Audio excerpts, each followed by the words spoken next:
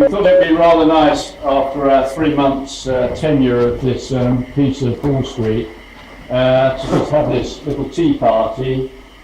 Number one, as a thank you to all of you who are here, who have all been great supporters of this activity and provided your time to steward and do various things and bring in these wonderful collections and so on to make help make the great success I think the exhibition's been.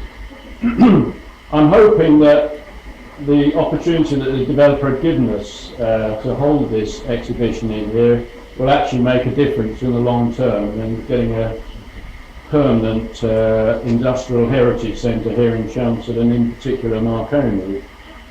I think one of the things we've done is laid the ghost amongst some of the councillors that nobody's interested in Marconi in Chelmsford anymore because everybody's new into Chelmsford. I'm just doing a quick estimate on the number of people that I think have been through this building since we opened, and I'm pretty sure it's more than 2,500 people. But we are actually going to collate the numbers. We've held something like 12 talks here. We've been open every weekend for 12 weeks. And I hope that you'll all have realised that as we've gone on, the actual content of the exhibition, we've added to it, and here we are on this final day, and we've got the ultimate, well, I mean, it was great having Ted, and Ted's here with his wife who's built the Titanic wireless room, has made it available to us, and is allowing us to keep it down in Chelmsford till we find a permanent home. And to make it even more interesting for Ted, who's spent an enormous amount of time researching everything that he'd put into that Titanic wireless room, here we come on the final day, and we have some original Marconi Hall Street equipment here on the stage for him and us to see. So that is a fantastic way for us to finish the exhibition. And I thank you for bringing that to the exhibition, because it's brilliant. And of course we've got a lovely wireless collection here. And Paul, I think this is what, 1/20th of your collection? About that, yeah. So I guess your bed's on a few radios, is it? I don't know how true it all is. So we are looking to see whether we can get the Heritage Lottery Fund interested in the possibility of being able to acquire a lease for this building. But realistically, we are on a really short fuse. You'll realise that the flats, the apartments here are all nearing completion. And the developer is now, his eyes are focused on what to do with this space. He will be seeking to get office, a company to use it for offices, but I'm not sure quite how successful that will be. So we've really got a limited time to see whether we can still get into this building on a permanent basis. But we are looking at other options. There are some other options around the town that we're talking to the council and others about. I think 6 months or a year out, we may well have something a lot more substantial in Chelmsford to commemorate Marconi and all the work that people have done over the decades in Marconi and indeed actually Compton's, Hoffman's and everywhere else. So I think we will make a difference, but there's a long way to go yet. But obviously the body of evidence that we built up through holding this exhibition should stand us in really good stead. The numbers of people, the quality of the exhibition, the fact, and something that I'd always believed, we were able to do it without having to go to Oxford and plead that please let us have some of Marconi's archives back. Not a single Marconi archive from Oxford is in this building, yet we've created something that people want to come and look at. And I never thought that we would need to get anything from Oxford. That can stay there. The world can come and see stuff at Oxford, and then they can come and see where all the work was done originally here in Chelmsford. There are plenty of people with private collections. Examples here. We've had plenty of offers of equipment. If we had a permanent home, we would be able to have lots of exhibitions. We'd be able to refresh them with new material and all sorts. There's a major number of people that are interested in contributing stuff to us. So, kind of without much more to say, other than obviously thank the Chelmsford Civic Society for allowing us to do under their auspices. They have a bank account, so we're able to do everything on a proper basis. as a charity, and in particular, obviously, to thank Reb, who came into this as ex-chairman of the Friends of Chelmsford Museum, and of course Pam Swaby from Chelmsford Civic Society. Basically the three of us in particular have worked very closely together. No formal contracts, nothing. Basically all believing what each other said. Most of it was true. And we've been able, and then with all of the other helpers that we've had, we've managed to pull this together. We've had great contributions, in particular from Bologna, from the International Marconi Museum in Bologna. And I truly believe that if we get a permanent site in Chelmsford, I know there's a lot more material and things that we can do with Bologna and bring over to the UK.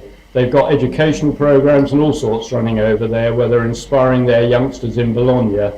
I'm pretty sure we can bring some of that to here into Chelmsford as like an extension to their activities.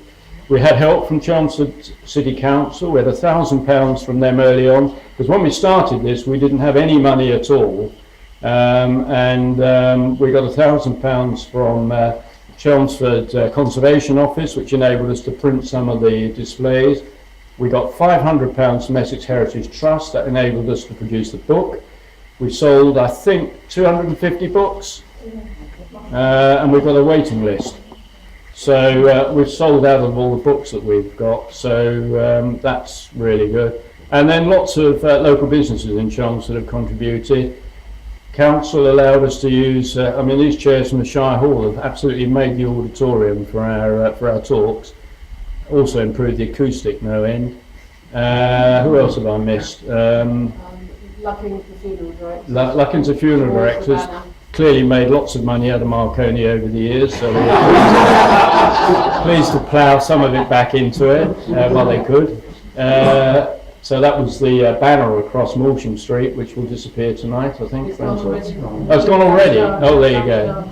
And we've got to clear this place out so that on Wednesday morning the contractors can come in and build some more walls and do whatever they've got to do in this building. I think we perhaps ought to mention fast.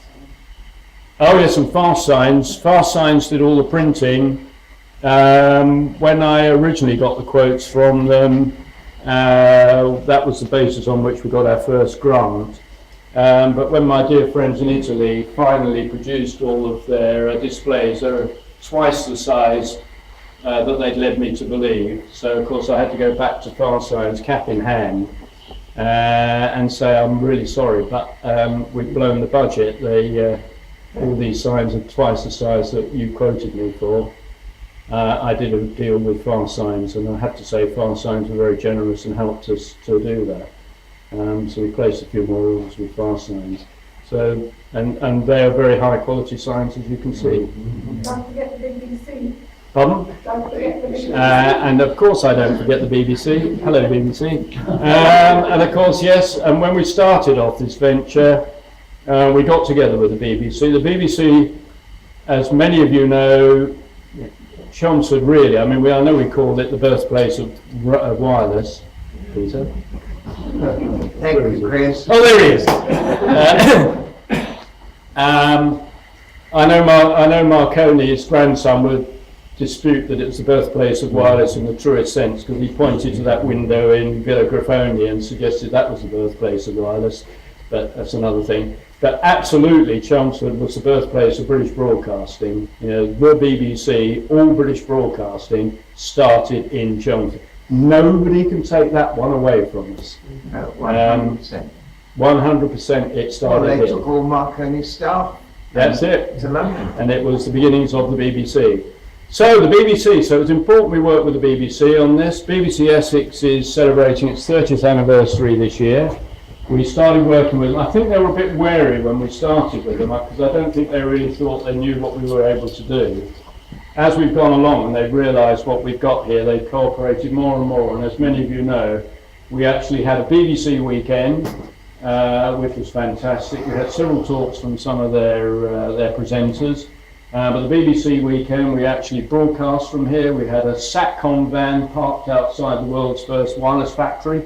beaming radio or wireless stuff up to a satellite. And you know, I mean, that really sort of said it all. That said, here's where it's all got to.